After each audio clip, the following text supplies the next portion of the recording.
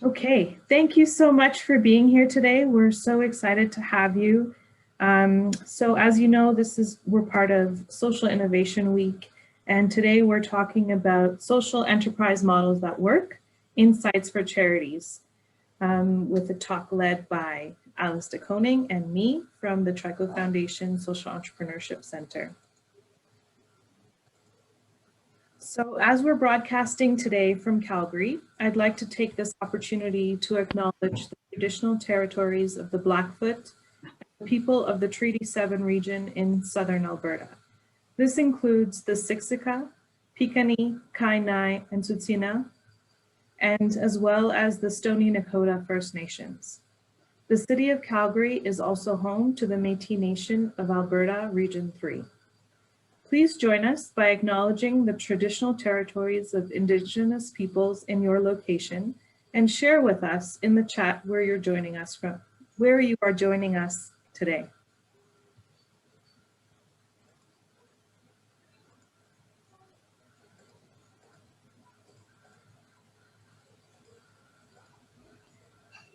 Everyone's from Calgary? I don't think so. Oh, there we go. They're coming. We know Calgarians. We want the not Yay! Vancouver Island. Yes, Norway. Indigenous Norwegian from Norway. Thank you. That's so cool. Nice to see you all from so many parts of the world. So wonderful. The Trico Foundation Social Entrepreneurship Center was established through the generous support of the Wayne and Eleanor Chu Foundation, which is the Trico Charitable Foundation.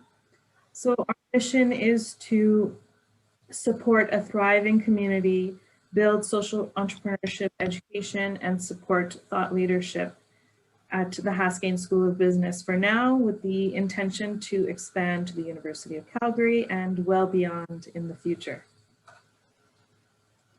Over to you, Alice. I need the next page, please. It's slow.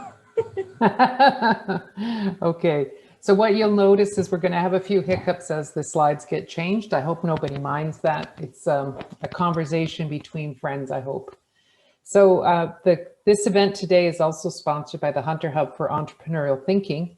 And our vision is to transform lives and economies through entrepreneurial thinking. So the hub at the University of Calgary is a central community hub that fosters entrepreneurial thinking in students, faculty, and in the community. And our goal is to cultivate and support and connect innovators to make UCalgary the most entrepreneurial city in Canada. I'd like to just take a minute to talk about how we change our communities through entrepreneurial thinking. This definition comes from the strategy of the university that was developed several years ago, and I like it for a lot of reasons. Yes, it involves being creative and finding innovative solutions, but we also talk about taking initiative, sharing knowledge across disciplines, being resourceful, and learning from experience. The whole idea here is by working together and working to solve real problems with innovative and creative thinking, we can enrich lives and advance society. So it's in that spirit that today's talk will be taking place. So the next slide is me introducing myself. So let me just take a minute to introduce myself. One thing you'll notice is I don't look like this anymore. That's because this is 4 years ago and I'm a lot older now. I am the academic director at the Hunter Hub for Entrepreneurial Thinking. I'm also the RBC Teaching Fellow in Entrepreneurial Thinking at the Haskayne School of Business. My areas of expertise and focus are strategy and entrepreneurship. And I'm here as somebody who loves teaching and communicating, but I'm also here as a researcher. And I mentioned that because what I'm presenting today is a research project that we are in the middle of and developing. And so we're engaging our community because we also want you to be engaged in this conversation as we go forward with the project.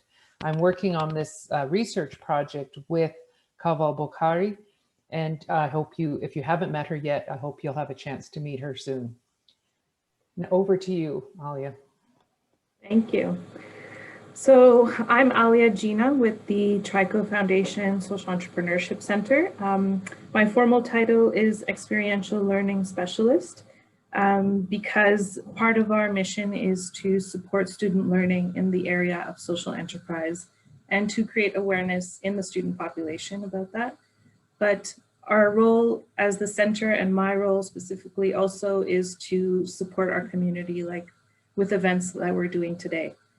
And so with that, we'll get to a little bit of a roadmap for today, what we're going to be talking about. Sorry. So a bit of a table of contents. So we'll identify to have a look at what you are already aware of, so we can get a sense, and to see if, to get us back on the same page. And then we'll reflect on what social enterprises are. Post that, we'll examine and then explore some challenges for social enterprises, and then act. So how to apply these tools that we'll be learning about today. So we want to do something a little interactive. So either on your phone, you can take a picture or look at this QR code, or you can go to menti.com and enter the code 8147-666. So we're going to put that in the chat for you so you know you can visit it. Oops. Use your phone or your computer, whatever's more convenient for Yes, you. whatever is easier.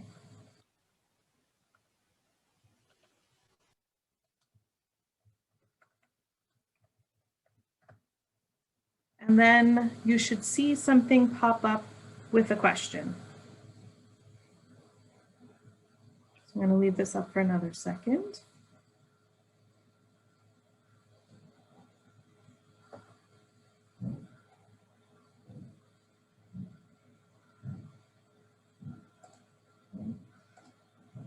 And now I'm going to show you what's coming up.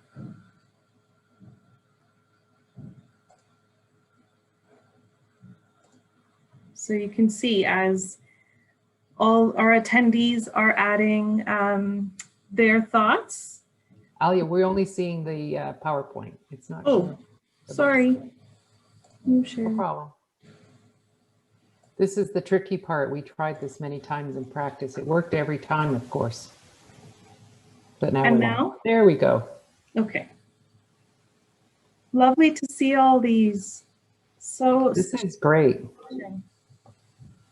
So if you can, if you're not in Calgary or Alberta, please share from your area. As we know, we have a few of you from other parts of the country and of the world. So yeah, tell us, and then we can expand our knowledge as well. So we're seeing cups and Benevity being well known in our community. Same with Enterprise for Good. As you can see, they're kind of highlighted along with local laundry. So what I love is I'm seeing companies we're going to mention later on. So that's all great. Oh, thank you, Barb. So now so keep entering, and this will update, and then at the end you should get a notification to ask you to email this to you, so you can do that as well. We have another question for you, and that one is, what are the social problems facing society that you know about in your hometown, in Calgary if you're here, in Alberta, Canada, or in your area?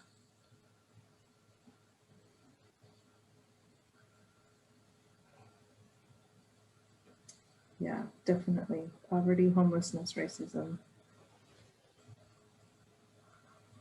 Yeah, thanks for entering those. Oh, I love it, the variety. It's easy to get depressed about all the problems, but it's also great that we all have different awareness, so we can all be directing our attention to different things.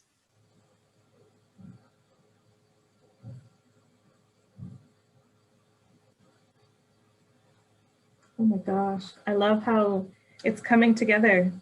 Mental health has taken a lead. It's like a race. Yeah.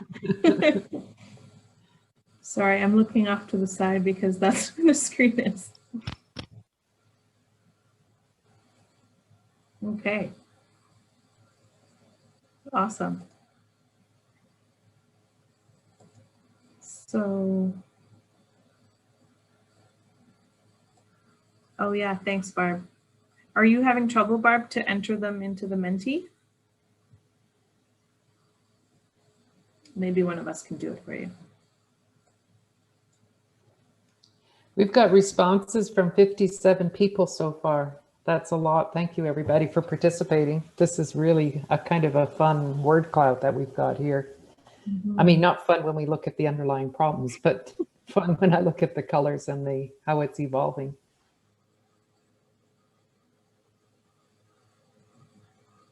Oh, thanks, Barb. We'll enter those for you.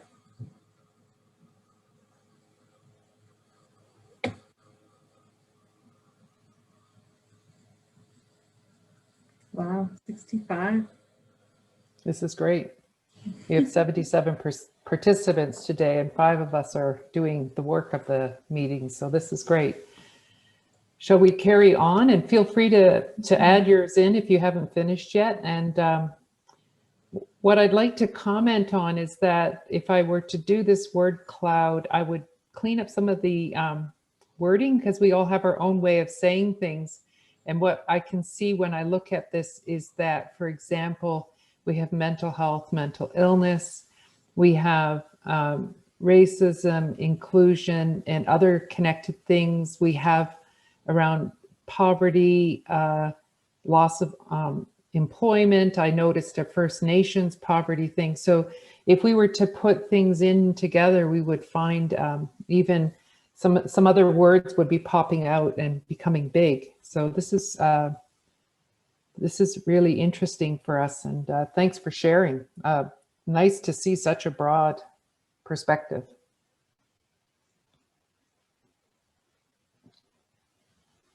So we're going to switch. It's switching to me, right? Yes. So it's time. Yeah. And here we were seamlessly going from one to the other. Let me just.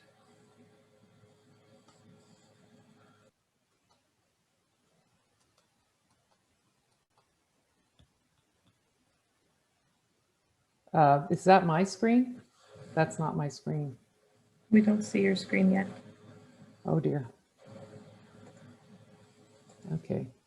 I don't know what's going on because I don't see any of you guys. Sarah, do you mean the slides of the word clouds, or do you mean the slides we'll be presenting on? Yes. So we're taking some screenshots, and those will be shared with you. Okay, Alice, we see your slide. But it's the wrong one, so I don't know what. Okay, give me a second, everybody. We're going to just page up. Oh, there we go. We're not that far off. Great. Practice doesn't make perfect, apparently. Okay, so let's just take a moment to reflect on what it means to solve these problems and what do these problems tell us. So in my research, I spend a lot of time thinking about what is social enterprise versus enterprise? What is social innovation versus innovation? And one of the things I came to realize is that when we talk about social problems, what defines something as a social problem is really what we decide and discuss as a community and as a society. So in my fancy research language, we would say that these are socially constructed and context-driven definitions. And the social can be social, it can be economic, political, or technological. In many cases, there's a consensus that problems related to poverty, homelessness, health, and education, inequities, that kind of thing, are social problems. But then there might be other problems that we just simply don't define as social problems, which I find interesting. But it also means that at least we can come together around a lot of issues. What there's no consensus on is how do we solve these problems? There's multiple interpretations of the problems, and there are multiple pathways in terms of how do we address these things. Traditionally, within the Canadian structure, the problems would be addressed by the public sector or by concerned and generous citizens, either working directly or through charity organizations. So an alternative approach is to think about social innovation and social enterprises. So just for clarity, I'm going to define how we're using these terms. We think of social innovations as creating innovative solutions for social problems. And I really like the terminology that's used at the Faculty of Social Work at the University of Calgary, where they frame social innovation as positive disruption. So we're disrupting the old ways of thinking about things in a positive way. Social enterprise takes those innovative solutions and thinks about new ways of organizing. So this is the social part of this is solving the problems that are perceived as social problems. And then the enterprise part of it is having a business model for impact that is financially self-sustaining. So this is the approach that we're taking today and that we're exploring in today's workshop. Just before I get into talking about how we are looking at this issue, I want to just raise the stakeholder theory perspective, because I think it's a really good tool for analysis of different models. So if we think about organizations that are made up of people and relationships, if you want to analyze an organization, it helps to identify broad roles or positions in and around an organization. So this could be single people, or it could be groups of people that play similar roles. And then you would look at the relationship between these stakeholder groups or stakeholders and think about the impact of the decisions. Now, part of stakeholder theory is to look at every single stakeholder as making a valuable contribution to the organization, but then also receiving value in return. And so this is a very, it's a different way of looking at value, because a lot of people look at value as money or profit or something like that. This is more about what do we do that helps the organization, and what does the organization do to help us? And so this is a useful theory for us as we think about it. So now let's go through, and what does this look like? So if we think about a traditional enterprise, we have we can think about two stakeholder groups, beneficiaries, and we can talk about people who pay the money, so payers. And these are useful stakeholder groups to think about because it becomes relevant when we think about traditional charities. In a traditional enterprise, if you want a cup of coffee and you buy a cup of coffee, you're both the payer and the beneficiary. So these groups completely overlap. You pay for the coffee, you benefit from the coffee. In a charity, the model is usually that there's a disconnect between the payer and the beneficiary. I don't mean a disconnect in the emotional or sense of the word, but it's not the same person. So some group of people will donate money to the charity of their choice, and then the charity provides services to the beneficiary. And this is the traditional kind of charity model. What we're talking about in social enterprise is how do we realign the payers and the beneficiaries so that we can come up with new ideas? And there's a lot of possibilities here. It could be that we create a social enterprise model where the beneficiaries and the payers are aligned, but because we have solutions that are very well adjusted to the issues, then our beneficiaries actually might be able to pay. I'll give you an example that I heard of once where, private schooling in East Africa, where everyone said you couldn't do that because the people don't have the cash. But they changed the model to you pay the tuition on a weekly basis, and people could manage that. And so then the children had access to quality education, and the parents had the choice then of choosing quality education for their children. So I think that's kind of an interesting example of where we have to rethink what value are we creating and how are we delivering it. The other extreme might be that the payers and the beneficiaries are still different, but it's a different kind of relationship, a different creativity. There's a lot of possibilities. So when we decided to look into this a whole lot more, we wanted to look at impact, and we wanted to look at financial sustainability. I'll talk about that in more detail later. And so we looked at a lot of different companies. So we could look at this theoretically top down, or we could look at this as how are people actually trying to do this, and look at it top up. And the examples that we have even here in Calgary, Common Good Laundry, we have Calgary Counseling Center, we have Vacova. Each of them is taking a different approach, and we can learn something about how they have figured out how to do this. The common theme for these organizations is that social impact is really important to them, that they're built-in financial sustainability. I will say that maybe there's a pandemic effect that has affected that, but let's stay focused on the big picture. An important part I want to make is that we are sensitive but agnostic to how an organization is incorporated. I don't care if it's incorporated as a business, as a mutual society, as a co-op, or whatever. I'm not saying that's irrelevant, but that's not what's driving our analysis. We're also agnostic to ownership structures. It could be a membership association, it could be an entrepreneur, it could be a family business. Again, agnostic about the ownership structure. We're really focusing on social impact and financial sustainability. Okay, so I'm going to transition now to examine what does this actually look like. So how we're defining social enterprise models is we're saying what are the core assumptions about what value an organization creates, and then how it gets paid, and how it gets paid for that. An extra "and" in there, sorry. So the social enterprise models are impact centric. Let's never forget that. But then we want to, what we're trying to do is develop a set of archetypes. So archetypes being, pared down, simplified stories of how impact and revenue gets aligned. How are the beneficiaries and the payers, or benefactors in some cases, aligned?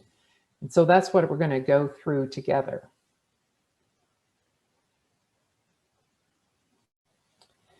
So I've got about 6 of these. In our research, we've already got about 15. So I'm going to talk about 6 today.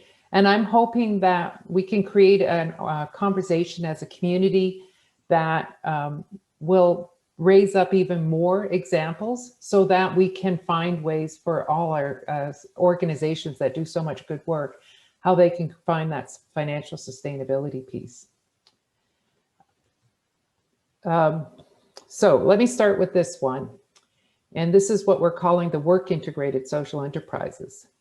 In this one, the social impact is offered through employing the beneficiaries. So people who might be facing employment barriers are the employees in the organization. And in this case, for common good, the employees are the ones who would normally be beneficiaries and get handouts. Instead, now they have jobs. And the work that's being done for the customers that are paying for the service, which is cleaning the linens, is no different than they would pay another enterprise that might be doing laundry. They may be willing to pay a little extra or flexible because they like the mission of the organization. That's always possible. But the core here is that the employees are one stakeholder groups, beneficiaries are another stakeholder groups.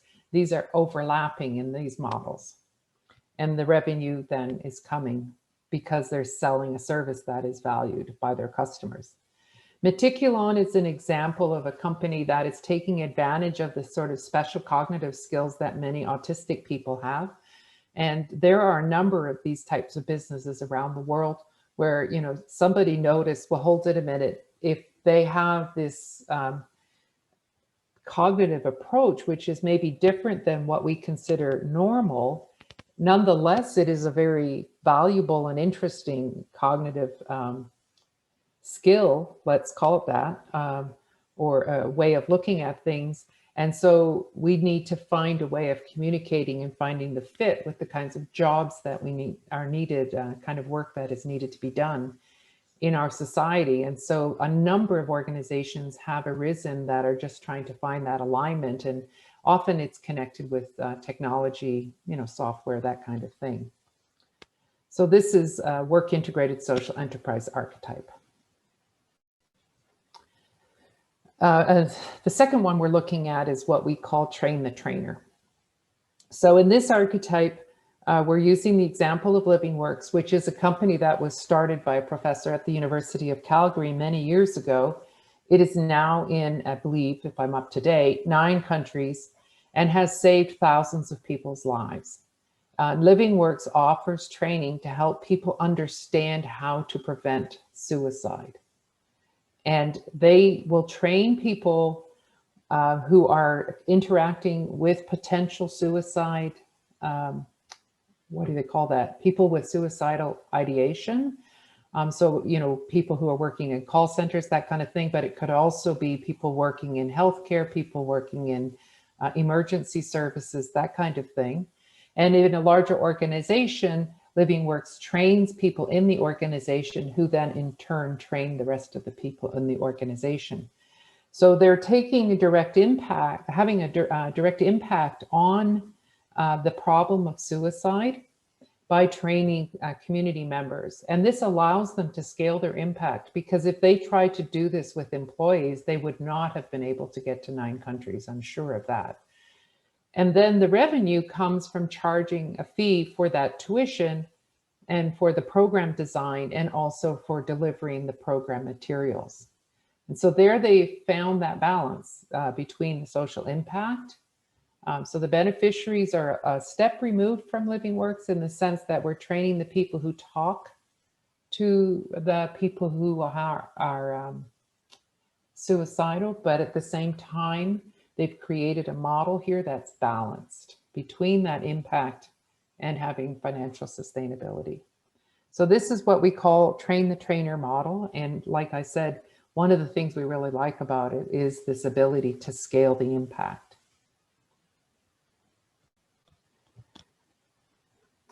Then we've got another local company and also a company, I believe, from India. So Calgary Counseling Center and Aravind Eye Care System. In fact, Aravind is a family business, I believe.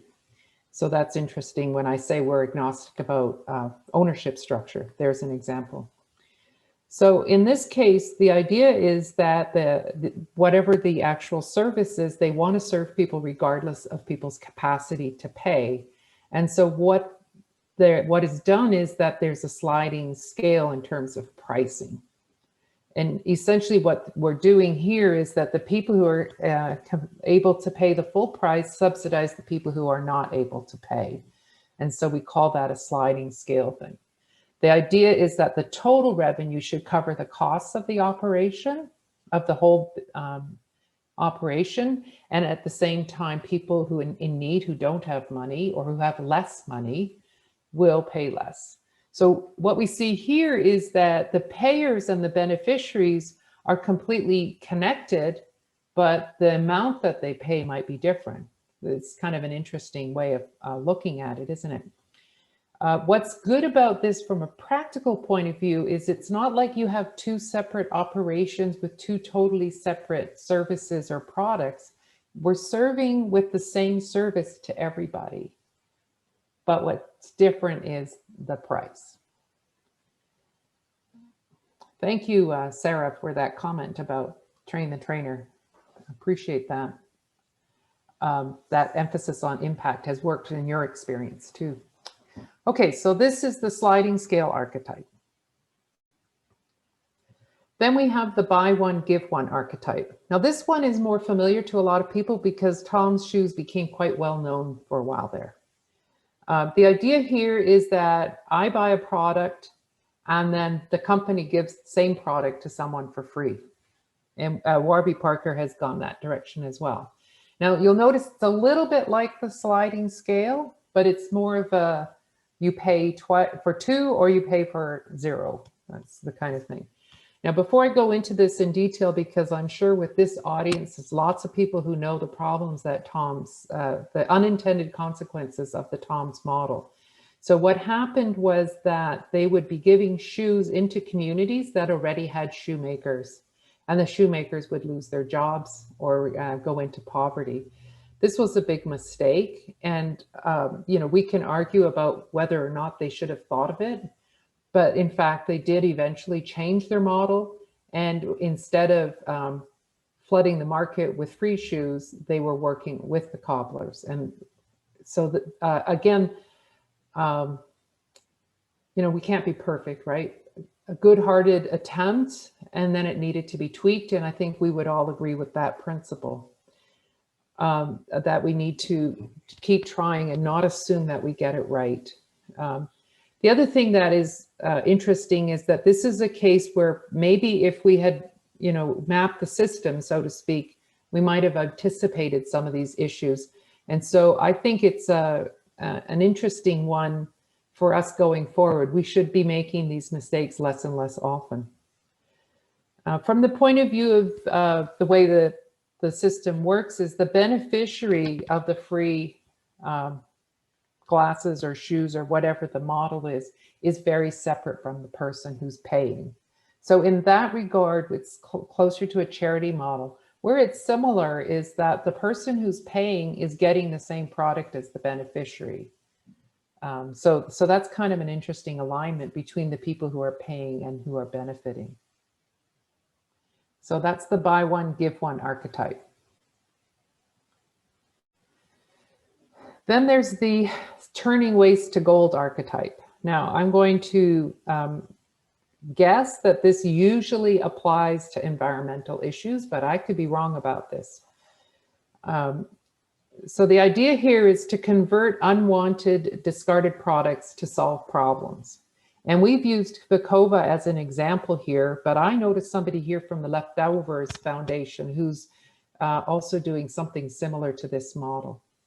So turning waste, in the case of Vekova, empty bottles that have perhaps deposit on it, but most people don't have the time, or it's too complicated for them to change to bring the bottles back and put them back into the recycling and reuse system.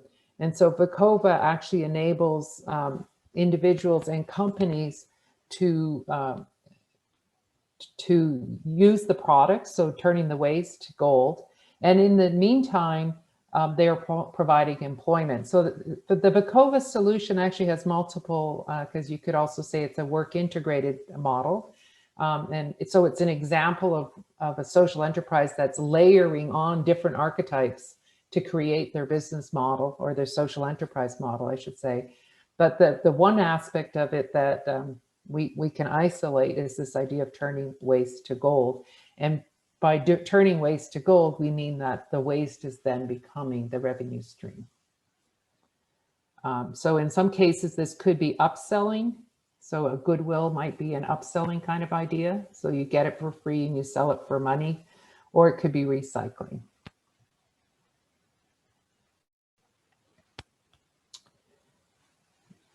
I feel like I'm going too fast. Slow me down if I'm going too fast.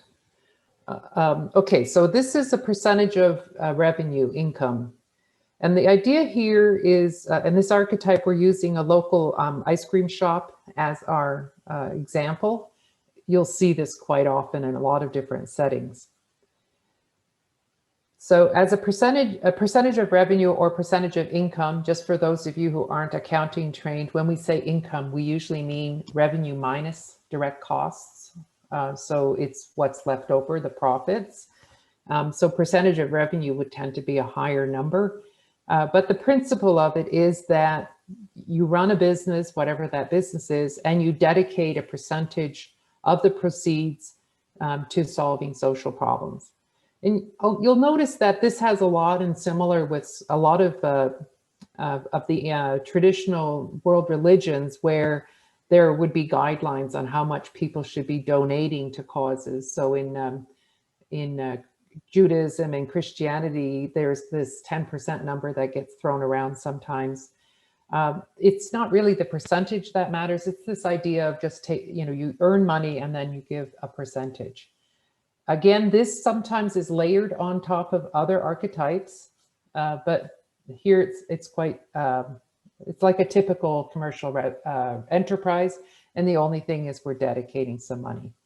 I want to make a comment, though, that this can be complicated if the alignment between the cause you're dedicated to and the business you're running is really different. I had a conversation with Dan Overall at Trico Foundation about this. It can be very complicated if those two businesses or two organizations are very different and you're trying to run both of them yourself. So there is some inherent potential conflict. On the other hand, if you're combining the percentage revenue with, let's say, waste to gold, there might not be any conflict at all.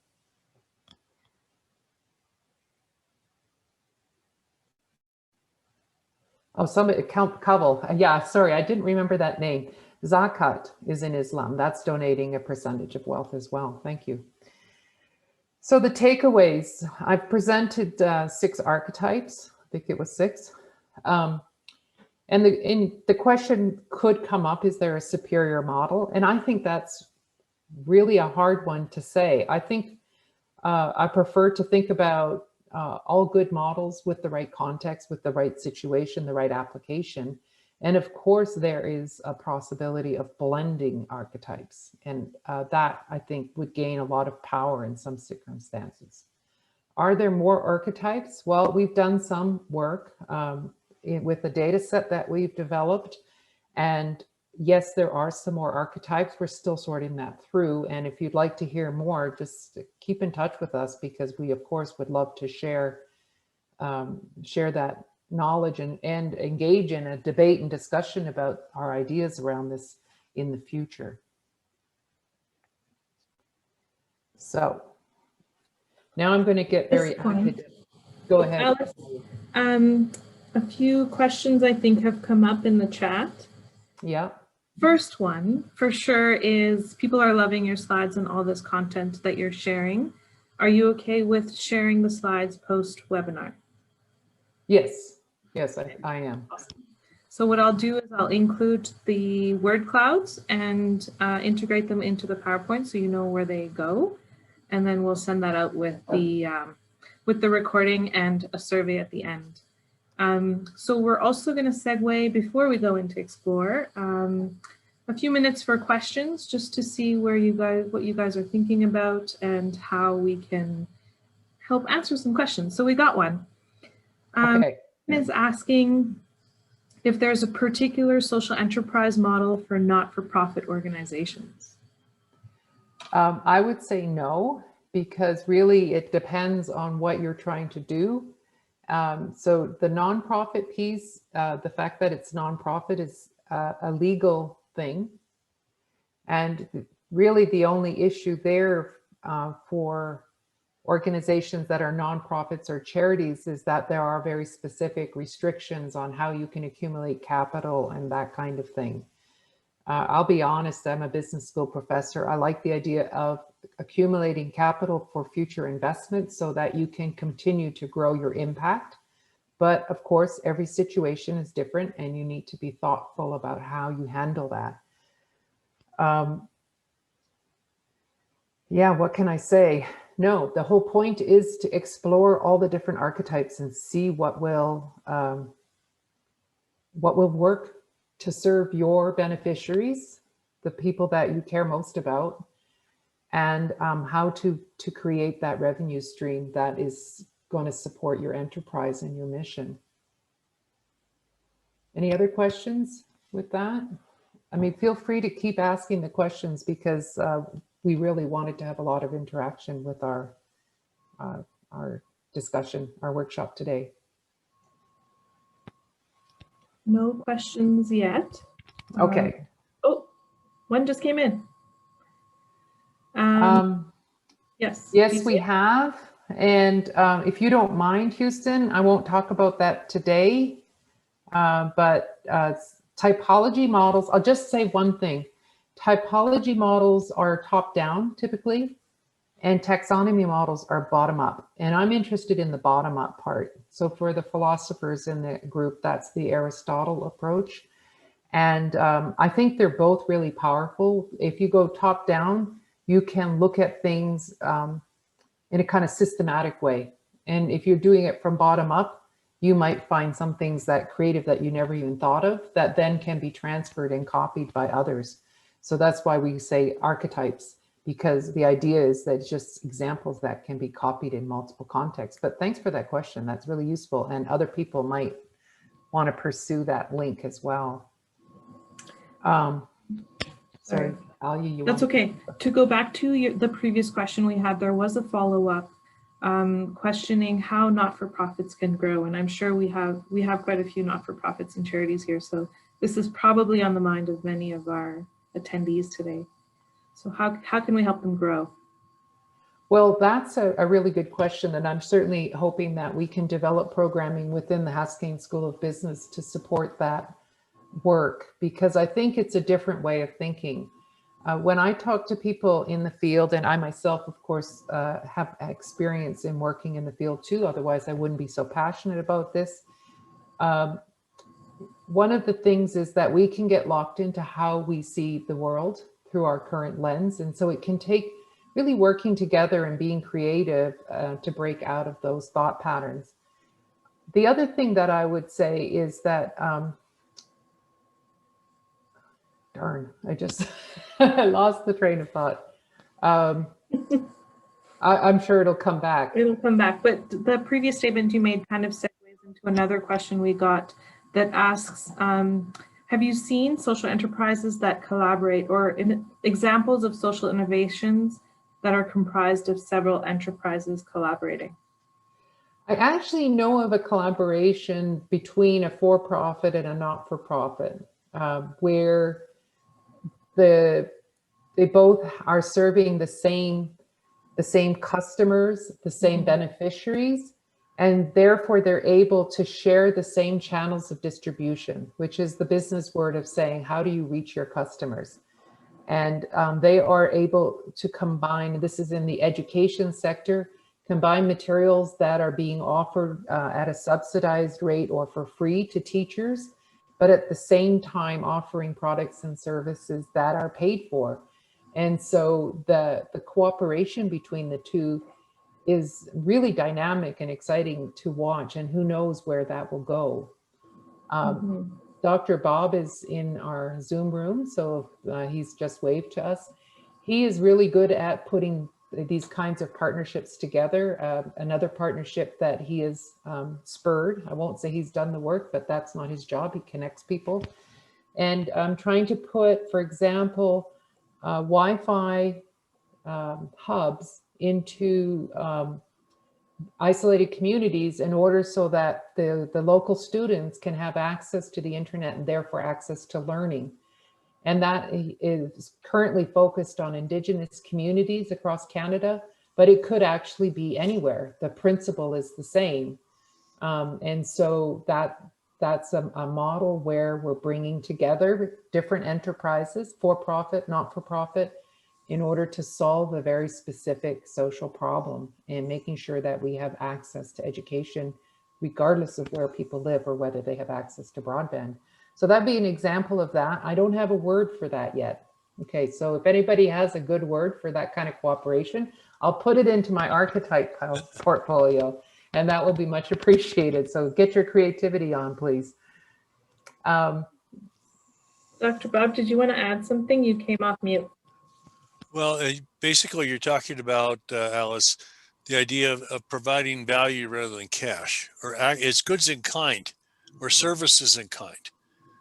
So what you do, the one you described there for internet, if you had a company which was a oil and gas company and they were out in the boondocks somewhere, there's two things they could do. One is, instead of just drilling for oil, they could drill for water first. So Perex does that in Colombia. And then if you had to have internet connections, then you already have a big pipe. And if it's unlimited, just to give access to that to people that could be your employees or it could be schools nearby. So that's providing access to goods in kind, which is another archetype, I would guess. Okay, that's good. I like that. I think I can put a name on that one. Thank you. Okay, next question. Can you speak to the sustainability and social enterprise model? We get the impression in Calgary that social enterprises have a fairly short lifespan. So what can we do to support them and fund them for a more longer term? This is exactly the goal of the work, and I'll get to this in a second, but the idea of financial sustainability is really about how do you make sure the money is flowing so that you can continue to exist. And if we use a social enterprise to just mean we're pretending to be financially sustainable, but we don't actually have a model that lets us achieve financial sustainability, then we're at the same kind of challenge that so many charities and really people of goodwill face, which is it's not always easy to keep the revenue going. And that's really a big challenge. And I'm not going to say that there are easy answers, because I certainly don't know what the answers are in every circumstance. But it's certainly something that we've worked with a lot of different companies to sort of hash out possible solutions. And I hope we can do that as a community as well. That's an interesting little segue into the USEED social impact that is being launched this week. And this event is actually being held in honor of that. So I'm putting a link to that announcement in the chat to give you a little more context. But basically, it's a fund for social innovation work that is happening in Calgary. Yeah, so the idea there, and I'll touch on that in a minute, the idea there is to provide the funding to get an organization up to the point where it can be self-sustaining. So remember that I'm an entrepreneurship professor, and I would never expect a startup to be financially self-sustaining on its revenue the very first week. That just isn't how life works.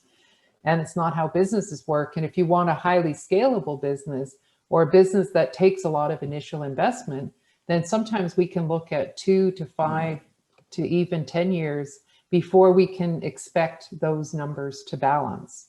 That's normal in business. And so if you're in a low cash environment, then no, that's not an option. I realize that. But nonetheless, enterprise doesn't expect you to pay your own way from day one. And why should we expect social enterprises to?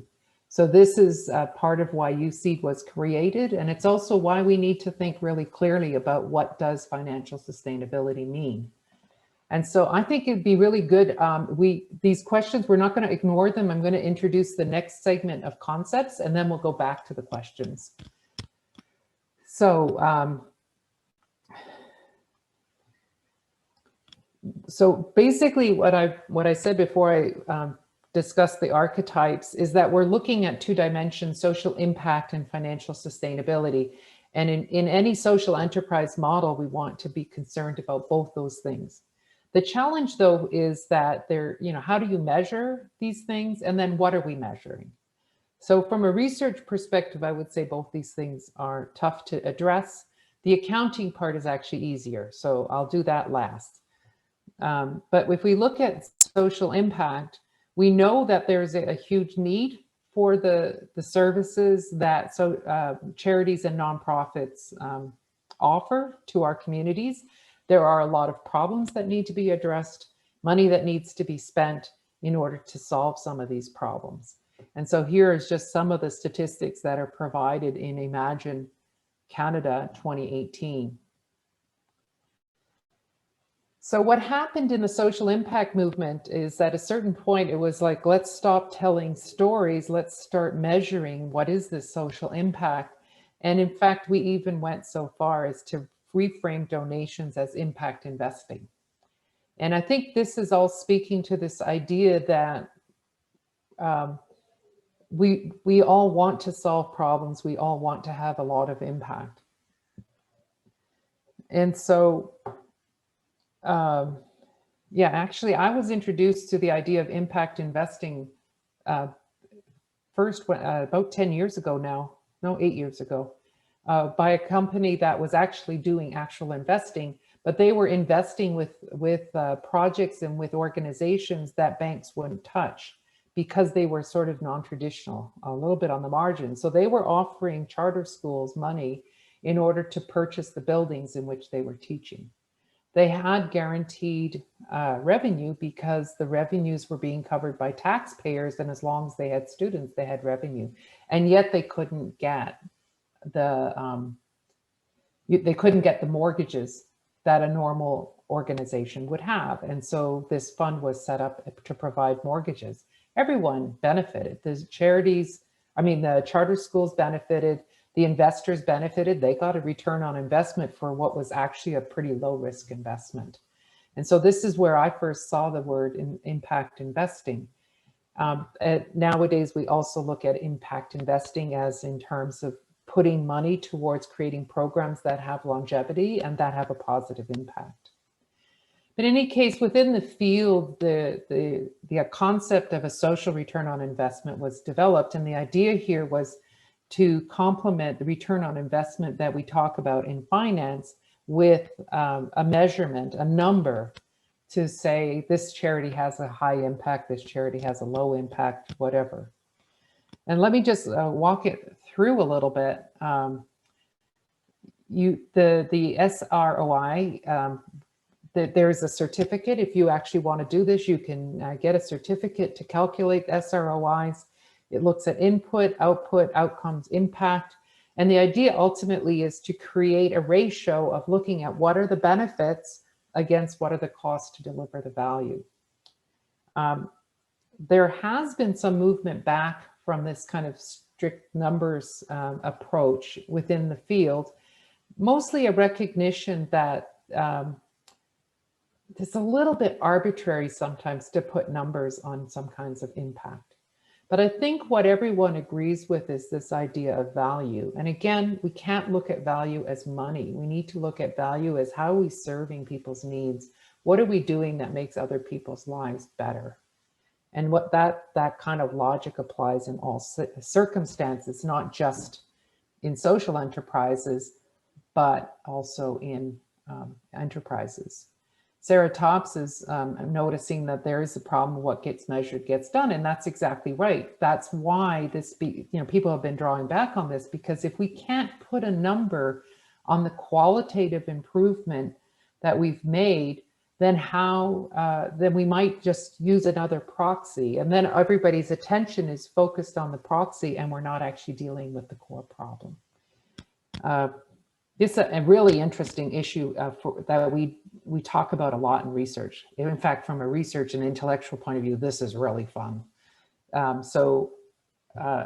If you want to talk about it, jump in, because this is actually kind of interesting and fun, but it's an important issue that a lot of economists have been writing about.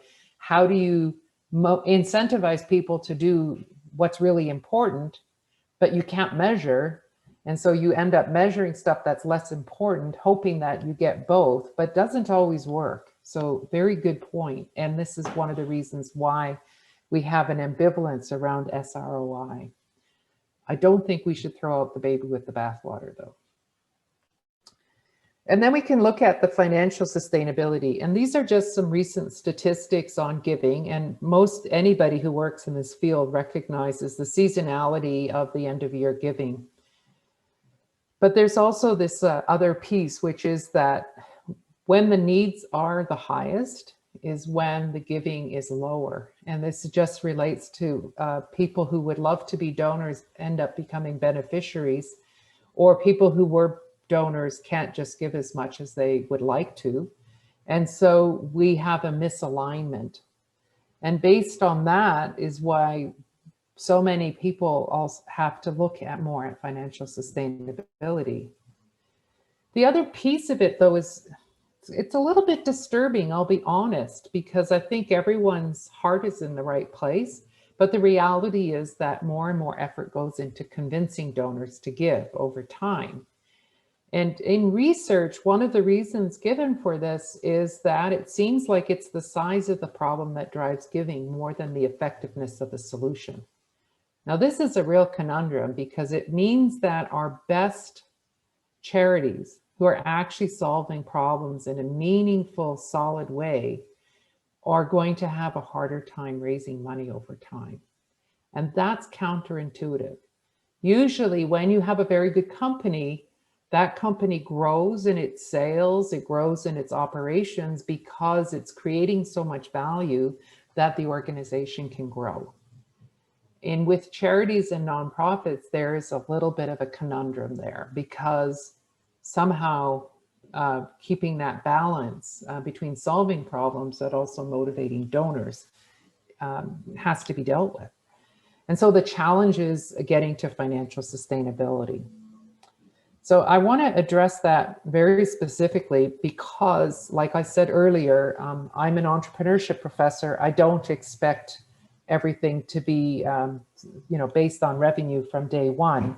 And so when I talk about financial sustainability, what I mean is, what do you need that would allow you to survive and serve your beneficiaries, which in accounting terms means having positive operating cash flow. And again, translating that back into plain English, it means, can you pay the bills from the revenue, not from donations? So just the bills, especially the direct costs. So if you're running a daycare to support women or families in a specific neighborhood, or with a special needs or something, does the revenue that comes from parents paying for daycare cover your operating costs? Or it may be you're contracting to a company so that they can offer that benefit to their employees. Does the revenue from that company cover your bills?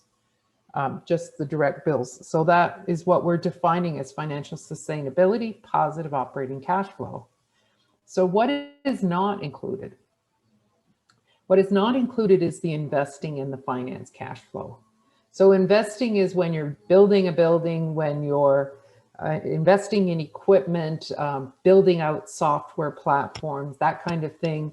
Financing is the money that you might receive in a traditional business from an investor, or from a bank, or even from family members and friends. This is money that goes into the company, and it covers investments, and it covers any kind of cash needs in order to grow. And this is, in a way, no different than any startup enterprise. They would need capital, and it would come from multiple sources. In the case of a social enterprise that's addressing a social need that attracts a lot of attention, that startup capital could actually be grants and donations. But I think there's some real value in separating in our minds the difference between operating cash flow and investing in finance cash flow, so we don't get into a position where we're dependent on grants to pay the bills from day to day, especially if you're in a field where that cash flow might go up and might go down. And so, and I realize this is ideal situation we're talking about. How many people could transition to this? How many organizations and social needs could be addressed through this model? I don't know. I'm sure it's not all, but this is the ideal, that the operating cash flows would be positive, and then investing and financing cash flows coming from multiple sources as needed. So we'll take more questions in a minute, but I just want to, there's some great stuff in the chat. I'm so distracted, guys. Thank you very much for contributing to the ideas. I'm going to save some of those examples for future talks. So how do we want to get you involved? So what we're doing here is we call these imagine business models or social enterprise models for impact. Want to explore them more, examine them more. One thing we know, could we mute June Wong, please? Thank you. So Herbert Simon is a wonderful academic who looked at creativity through the eyes of expertise. And what he argues is that we can become more creative if we know more. And so if you have, he used the number 50,000 chunks of knowledge, you're more likely to be creative and innovative than if you don't know anything at all. So really our goal here is to build more and more examples, more and more archetypes, because out of that expertise and knowledge and focus, we'll be able to become more innovative and come up with even more ideas. So our challenge to you is, how to get started. Start engaging in both critical and creative thinking. Take the time to reflect on that. Identify some relevant role models. So in the short term, it might be just social enterprises that you think are parallel to yours, or maybe they're in the same sector, but in a different country. Anything like that, that you can that you can then sort of dissect. How are they doing impact? How are they doing revenue? And could we apply that in some way in our own situation? But analyzing impact, analyzing revenue creation. And then evaluate what resources and competencies you have in your organization. And maybe you need to partner with another organization to fill your gaps. Maybe you need to get Dr. Bob involved just because Dr. Bob knows everyone. We joke about that, but it's really true. And then developing financial sustainability models. And maybe you need to learn some financial modeling skills. And so let us know if you're in that boat, because I'm sure we could help. So one thing I want to make sure is that we become a community of creative social enterprises. We don't have to do this alone. We've amassed a lot of data on social enterprises and business models. We're going to be spending the next at least a year going through them, identifying more archetypes, sharing more archetypes, and I would love to have you join us on this journey. Before we close, or before we go to more questions, because I would love to do more questions, I want to acknowledge the Trico Charitable Foundation, the Innovate Calgary, because we worked with Innovate Calgary and the students in the Catalyze streams on the initial work for this project. Kaval Bokhari, I mentioned already, she's a doctoral program in our DBA program, has joined us today. She's been very involved in this work. And Travis Lure, a student who is in data analytics and who has been helping us gather huge amounts of data to further this project.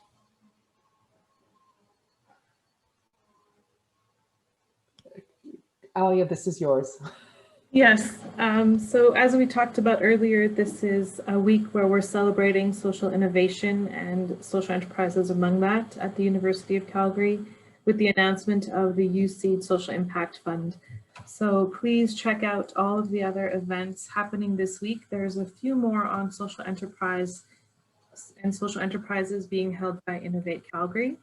I've also put the link in the chat so that you can have a look at all of the great stuff that's happening on campus, because social innovation happens all over campus and not just in our business school. And then with that, we were gonna open the floor to questions. We have a few left over from the prior section. Also wanted to highlight, I know some of you have to get going to meetings and such, so I'm putting the link to our survey because we want to keep this conversation going and expand our programming and actually get into more depth on this topic and other topics around social enterprise. So please, please, please take just 5 minutes to share your thoughts of what we can do better, what else you want to learn about, and how we can follow up with more information or anything else. Give us ideas. We're here to listen to you. Okay, so Alice, we had some questions that we weren't able to get to in the previous. Yeah, there's lots still, isn't there? I know one question about environmental, and why aren't we talking about that? I find the environmental problems really challenging, and I'm going to be honest about that, because in many cases, the solution to the environmental problems are no different than any other business, and it's really a question of finding the right technology. And it's not really problems that need to be solved with charities or with government programs. It just needs attention. So you could argue that maybe that's a type of social enterprise. That's true. I would argue that when it becomes interesting as a social problem is when the environmental problems come in. And so it's the connection to peoples and communities that makes it, to me, more of a social enterprise issue. But I could be completely wrong about that. Like I could imagine a community as a whole deciding to address local environmental issues where social enterprise approaches just make a whole lot more sense. So my bias might have to do with what I've seen at the university. And so please don't take my word for it. Figure out what works for you and the approaches that are important to you. So what other questions do we want to ask?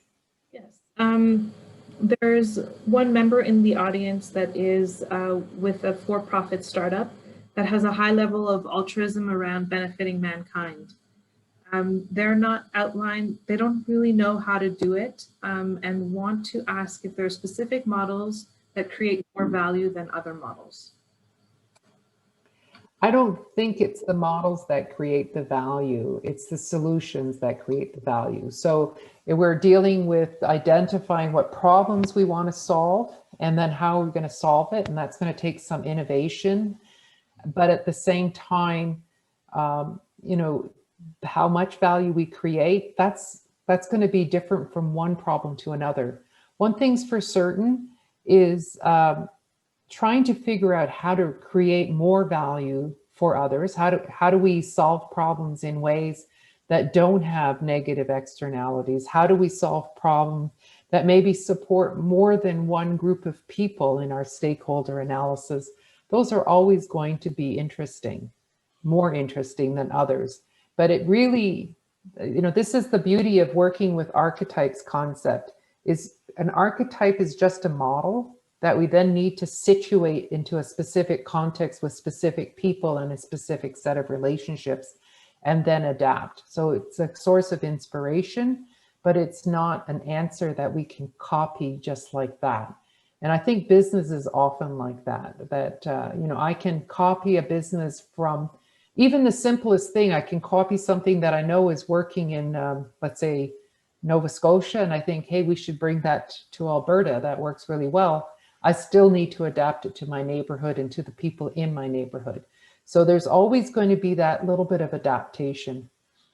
The other aspect of the question, which I find interesting though, is also how are we defining value?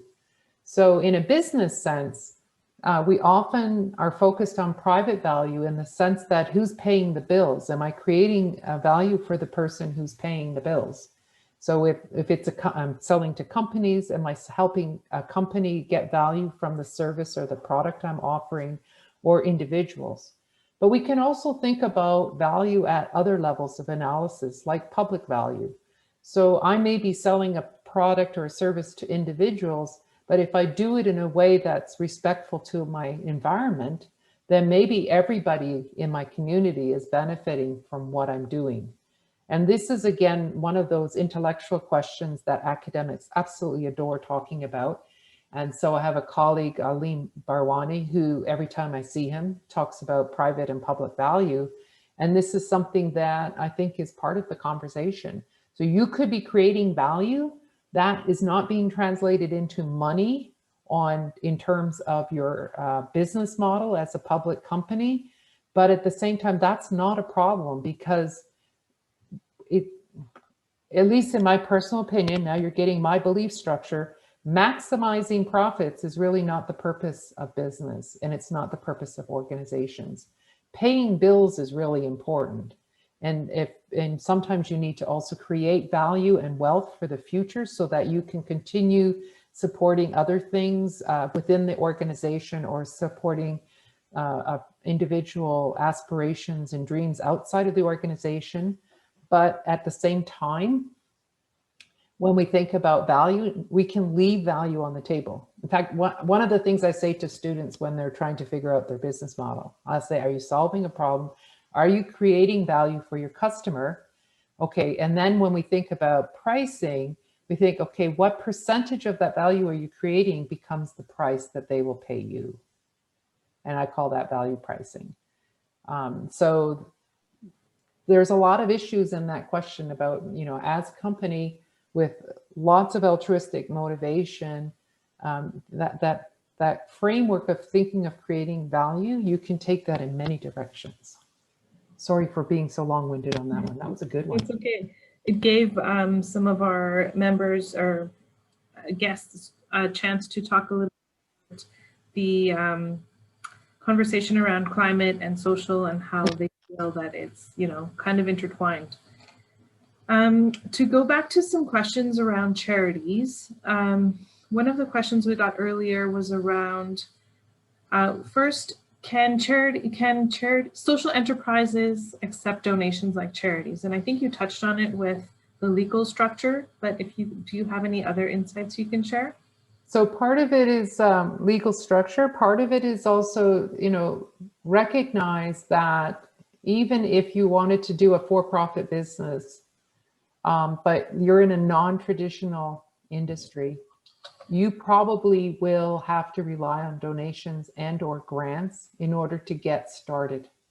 And like I said, with any kind of entrepreneurship, you do usually need some startup capital, and it might be out of your savings account, but it might be that you need a lot more than that. And I don't see any reason why we wouldn't rely on donations and that kind of thing to start. And to me, again, that's independent of what kind of legal structure you have. Now, I'm saying that as a person who works at the university, and I know for a fact that we sometimes have to combine different legal structures in order to do this value kind of creation and being able to get people involved in helping us do the work. So I would say, sometimes you need a creative lawyer to put it all together, and it may be more than one organizational form. That's different than the logic of what we're talking about. So let's keep that in mind, that the law doesn't drive the solution drives our legal applications. Yeah, that's a good point. And that's why we're rethinking how we can do things. In that same frame, we're wondering about challenges that organizations such as Charities face and how they can overcome them. It's a big question. I really think this is a tough one, and this is why one of the reasons why Kaval and I have decided to focus on this issue. We would really love to see a series of workshops, for example, where we can just help through, just walking through how would you apply this archetype, this next archetype, this next archetype, because sometimes this process of reasoning through analogy can really help break those kind of creativity bounds and help us completely reframe how we're solving problems. We have to do something different. That's pretty clear. Whatever we can do to help, we're going to help. But I think it really is going to take a different way of thinking. In fact, I noticed somebody in here, I'm probably missing it, was something about we really need, traditional and patriarchal business models. And this is kind of how I feel about it too, is that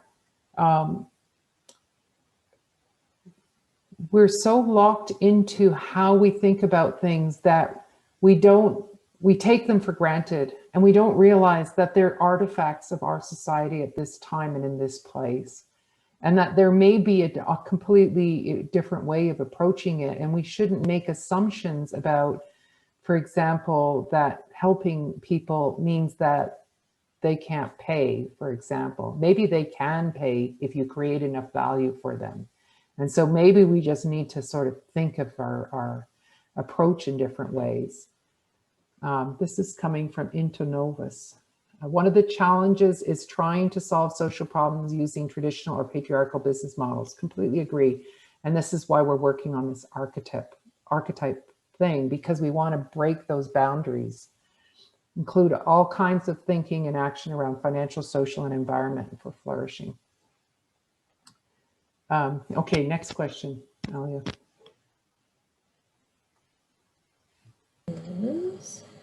Sorry, next question is, what do you see as the biggest stumbling points for organizations that are pursuing social entrepreneurship?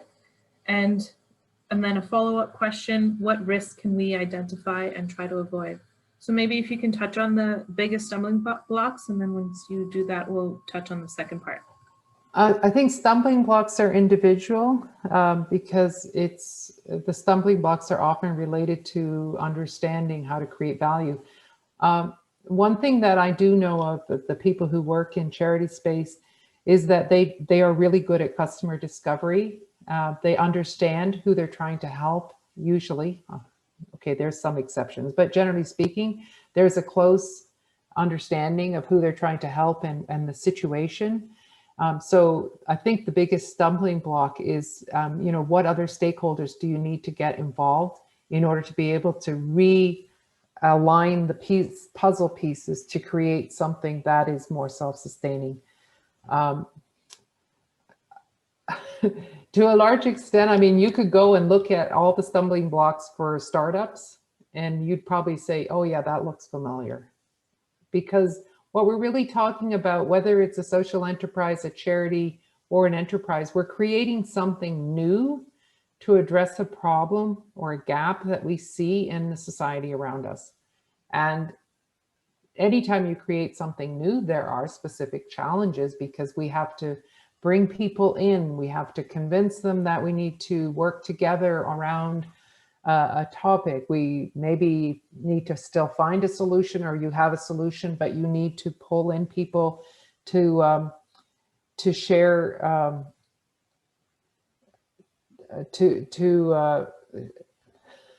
to share action, if I can say it that way. So I have this concept in entrepreneurship we call an action set, and these are the people you have to pull together in order to make things happen.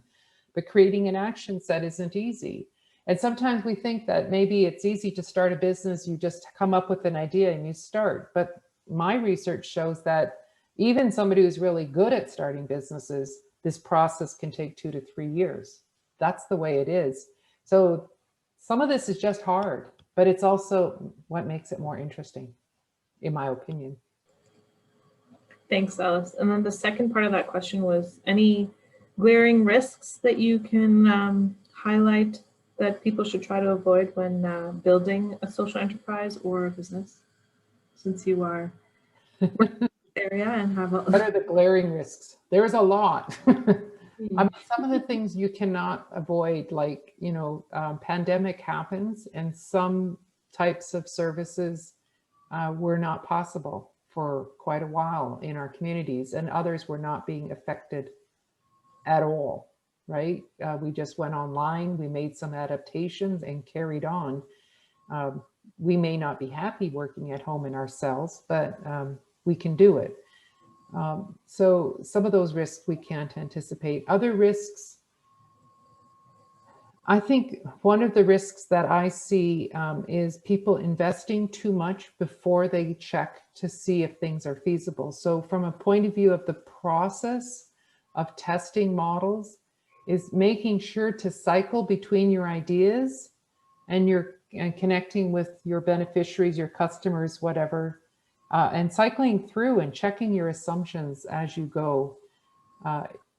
Building the right team, that's always a big challenge in terms of getting that wrong.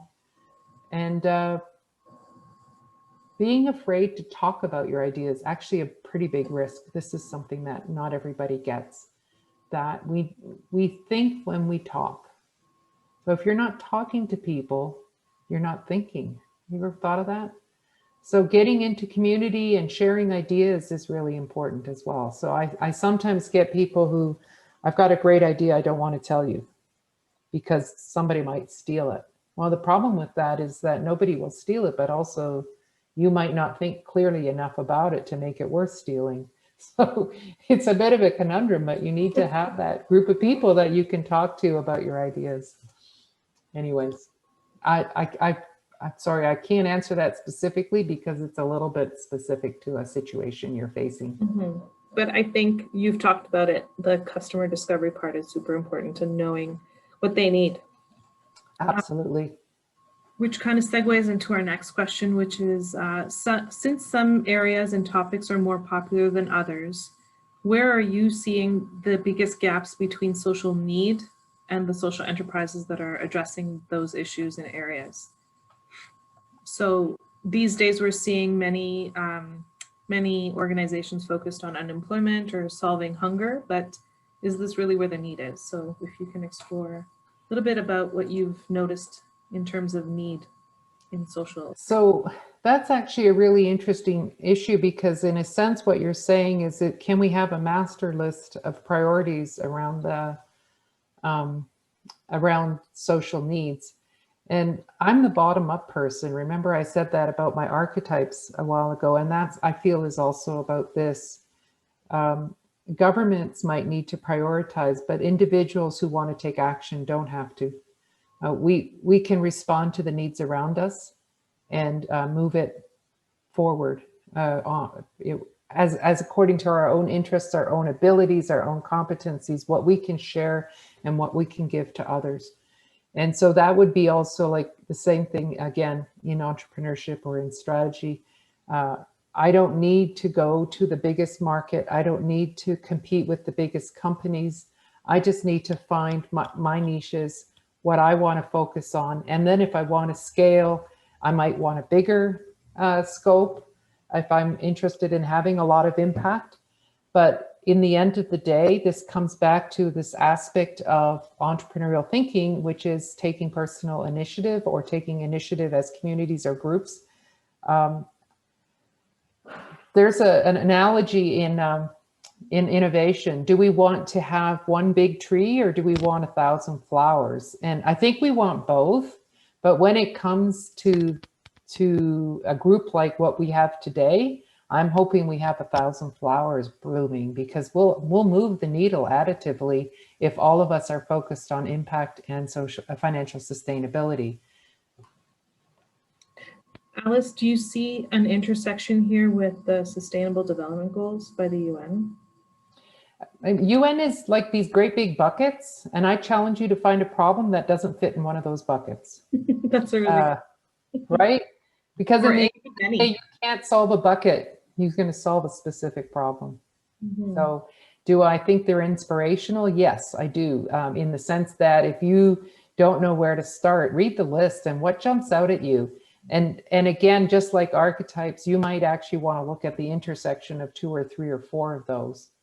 And then of course, a lot of the grants, you know, it's a lot of the grants nowadays, they're asking for you to say which sustainable development goals are you serving. So, you know, it's not a bad thing to know about these buckets, but you're not going to solve a bucket problem. It's too big. It's way too big, but you could solve a drop in that bucket. That would be cool. Yeah, a drop is a good analogy on how much of an impact many drops actually make. Mm-hmm. And our former Governor General talks about that in some of his speeches, which is also a nice little reference. Yeah.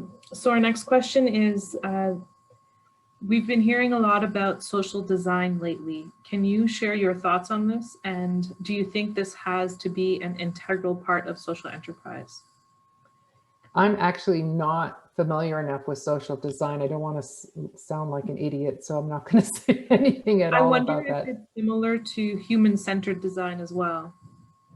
Yeah, that's kind of what it feels like to me. And so I feel, you know, if I reframe it as, you know, when we think about our organizations, not just as activities, but also as groups of people who interconnect and relate to each other and are creating value and supporting each other, then I think we're in a better place than if we are just strictly focused on technology or strictly focused on 1 or 2 aspects.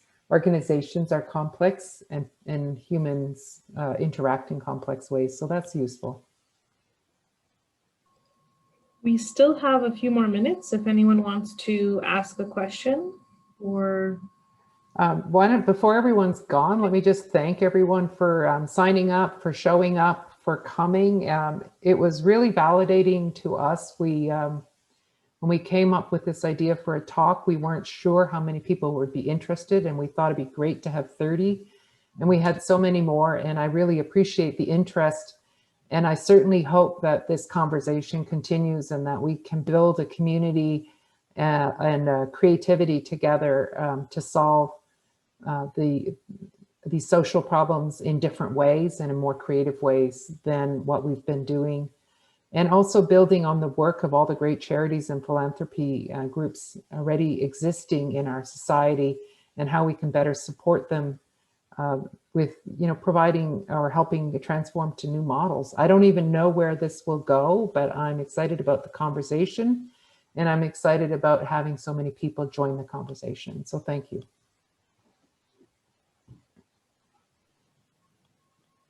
I'm done. Everyone's welcome to stick around and ask questions. Yes, we're here for questions. We know some of you have to head off, but we're still available if you have any questions. And you can open your mic. We've got a few enough people. Feel free to open your mic if you want.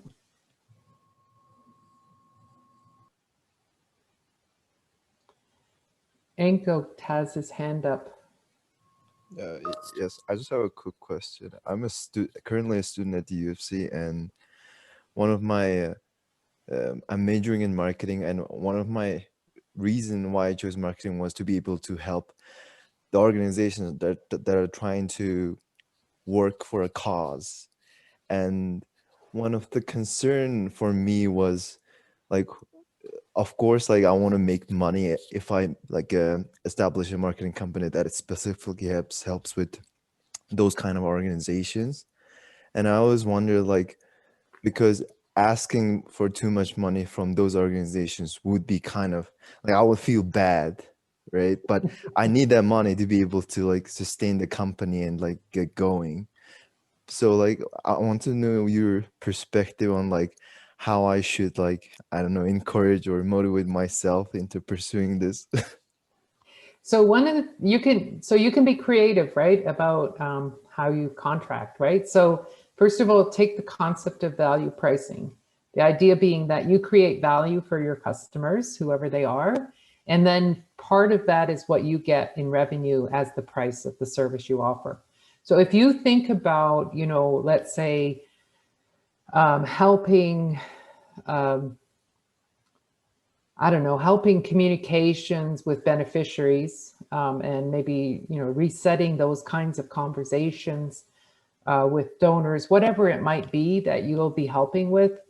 And then see if you can monetize, or if not monetize, that's the wrong word I'm trying to say, analyze how much value you're creating. So just to give you an example, if you can improve communications between doctors and patients so that patients actually do a better job of following their treatments or following post-operative care or whatever they need to do when they get home, then it would reduce the possibility that the patients have to come back to the hospital or something like that. So I would think that would be like a benefit for quality measurement for an organization, or also be better for the doctors. So it would like benefit everybody. So you're going to do that. So you could probably quantify or at least make a guesstimate about how much value your excellent communication skills will give to the organization, like the hospital or whatever. In that case, then you're able to say, well, I shouldn't charge more than that because that's not the value I'm delivering. I need to charge less than the value I'm delivering.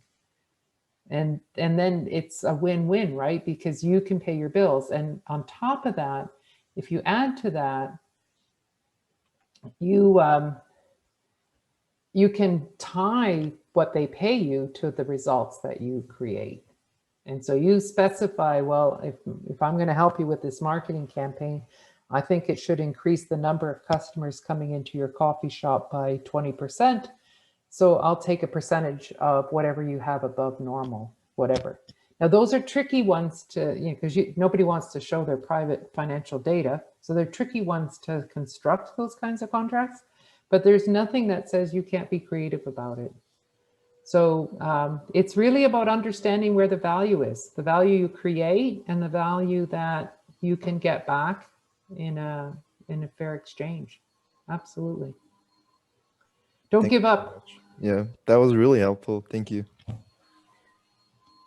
You're welcome. I have a question. Yes. Yeah, Jubilee, is that how you pronounce your name? Yes, that's right.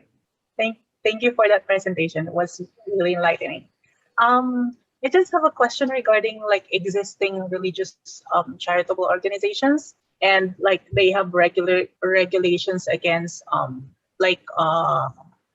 making money or even fundraising. And also against accumulating capital. Yeah, that's right. So I'm a member of like a charitable institution, a religious charitable institution, And so like we do different events and activities, but then when it comes to like fundraising, we always do it with another it's like the answer for the cry of the poor, so like ANGOP. So we do it with them because they're allowed to do the fundraising.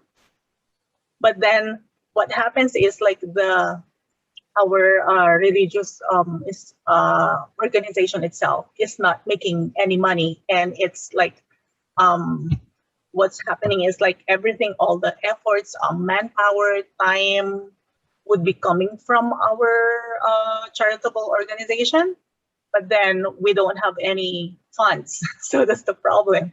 So I don't know how like we could go around with like the regulations against Well, I'm not going to say you should break the law, so don't ask me to say that, please. No, but it goes to show that we need to think carefully about, in fact, what those legal organizations do for us. And, you know, so many people say, oh, it's a charity. I'm a charity because I want to do good. I want to give to people who need, or I want to give to my community, or I want to help solve a problem in my community around the environment or around people or whatever. And I agree with that sentiment, but just because the sentiment is charity doesn't mean the legal organization needs to be charity. Those are not the same thing. What the lawyer is going to suggest has to fit the legal situation. What you want to do doesn't have to fit the legal framework. You can decide what framework. So somebody in the comments at one point said, you know, our patriarchal models. Well, I'm not sure if it's patriarchal, but it's certainly, you know, kind of traditional models that limit our thinking, isn't it? So you think charity, so you right away think you have to set up a charity, and then you can start thinking about what your strategy is. And that's the wrong order. You need to think about your strategy and then decide, hey, actually, maybe this should be an association, a membership association that owns a company, and the company offers support for fundraising. And that company, that fundraising company, is going to get a percentage of the funds that are raised as their revenue. And so you're combining two forms. The one is the ownership structure, which is the membership association. And then there's this business, which is called fundraising consulting. Okay, and see how that. So you're taking the logic of what I'm taking the logic of what you're describing, and then I don't know much about your situation, so I could be getting this all wrong. But then I'm actually saying, okay, how do I fit that into a legal structure that makes sense with what we need to do? But you know, don't do it the other way around. That's all I'm saying. Don't do it the other way around. And for existing like charitable institutes or organizations, is it possible to still add the social enterprise model into the? So it's tricky. Every legal jurisdiction is different. So please don't quote me. I'm not a lawyer and I don't know a lot about this, but I do know that organizations that have had to make this move, like they're forced to for financial reasons, they end up having two organizations. They separate their activities. They have to have separate boards, but they can actually have some flow through of finances coming from their social or their enterprise. It's not even necessarily social, but from the enterprise side to the charity side. And of course, there's nothing that says that, you know, you could look at your situation and say, I don't even need to be a charity, so I'm just going to close the charity down. I'm going to start something completely new. So there's a lot of options there for you to think about. On that notion that you've mentioned, we could, like, if there's another organization that's more of a business or a social enterprise, it could actually just like donate to the other one, just so to give some funds, flow of funds. You could do it that way. I mean, there's problems with that as well, but you know, that's one of the solutions that people have come to. And the university even, you know, has to do complicated arrangements sometimes where, you know, the spirit is totally in alignment with your vision and mission. But because the way the law works, we can't always do things under one structure. Sometimes we need to have multiple structures. I don't like it that way, but it's reality. And yeah, that's just the way it is. Okay, thank you. Thank you so much. You're welcome. I think the rest of the people here are being quiet, and thank you for those of you who've contributed so many comments. This is, I have noticed them. I haven't been able to respond to all of them, and really appreciate it. We're saving these chats, let me tell you that much. Yeah, for sure. There's a lot of good information in there. There's a question about the recording, so I'll answer that one. We'll probably put it on our website, but before we do that, because that might take us a little longer, we'll plan to send it out in the thank you for attending email.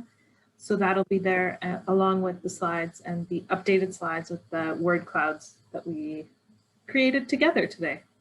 Yeah, the word clouds were fun. That was good. Okay, I think I'll say goodbye to everyone, and thank you, Mary, for coming from Kingston. Thank you. Thank you, Leah and Alice. I was Have a going to good say, day. Thank you. Oh, someone else was saying. Mary, were you trying to say something? I beg your pardon? Were you trying to say something? Oh, I just wanted to say thank you very much, Alice. That's wonderful. Thank you for coming. I appreciate that. And you also have Alice's email, which will be in the slides that you get. So if you have any follow-up questions, Alice is happy to answer them. Don't overpromise. Please don't overpromise. I'm happy to read them. I will respond as best I can. Yes, that's fair. That's fair.